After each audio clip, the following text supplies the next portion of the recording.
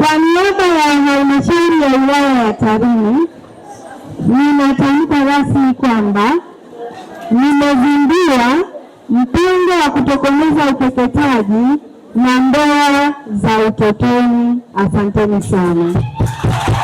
Ni uzinduzi rasmi wa mpango wa kutokomeza ukeketaji na ndoa za utotoni katika wilaya Tarime mkoani Mara. Sisi vijana wa Tanzania na Kenya kwa pamoja tunapaza sauti zetu kutokomeza ukeketaji na ndoa za utotoni.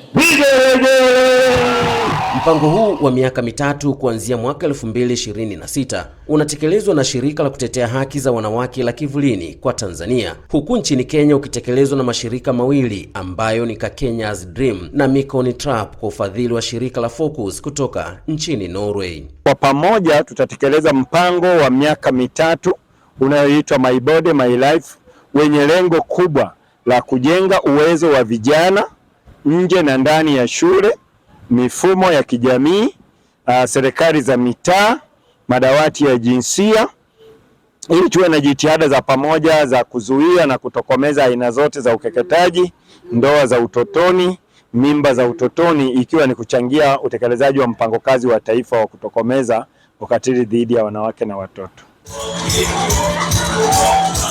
Uzinduzi wa mradi huu uitwao My Body My Life umefanyika Ijumaa Februari 6 mwaka 2026 katika shule ya wasichana ya Borega iliyopo wilayani Tarime, ukiambatana na maadhimisho ya siku ya kimataifa ya kupinga ukeketaji yenye kauli mbiu isemayo sauti yetu, tokomeza ukeketaji. Katika mkoa wa Mara ukeketaji bado unafanyika na inakadiriwa kwamba mabinti na wanawake wenye umri kati ya miaka 15 hadi 49, 28% wamekeketwa.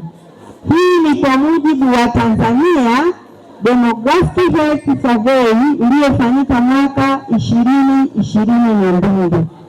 Kwa hiyo ninaomba sisi kama mabinti tuwe mawakala wazuri wa mabadiliko, lakini tuendelee kutoa elimu katika jamii.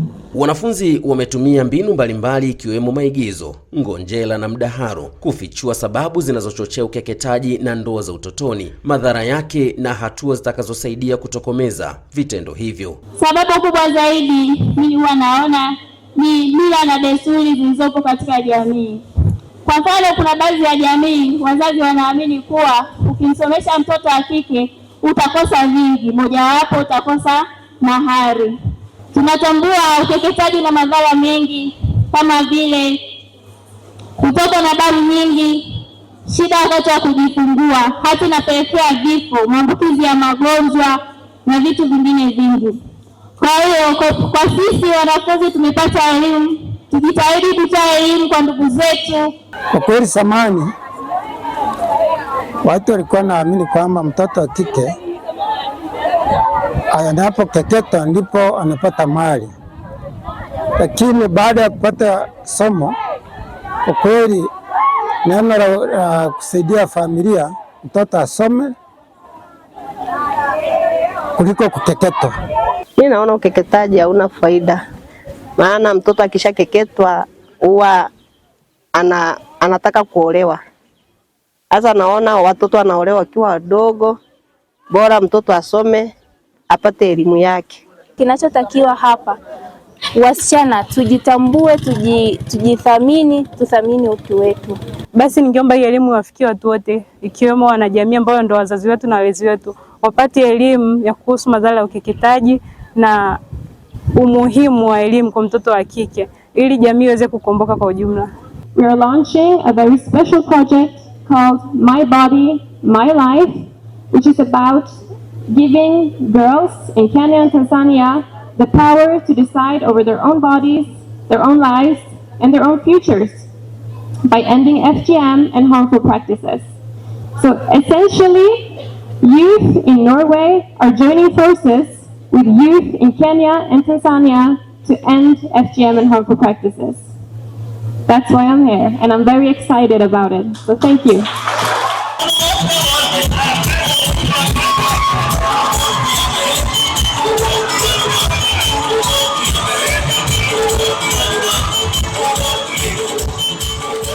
Ripoti zinaonyesha ukeketaji husababisha madhara mbalimbali yakiwemo ya kiafya na kisaikolojia. Mhanga kupata maumivu makali, kutokwa damu nyingi, maambukizi ya maradhi, matatizo ya uzazi na hata kupoteza maisha. Hivyo huu ni wakati sasa kuachana na mila hii.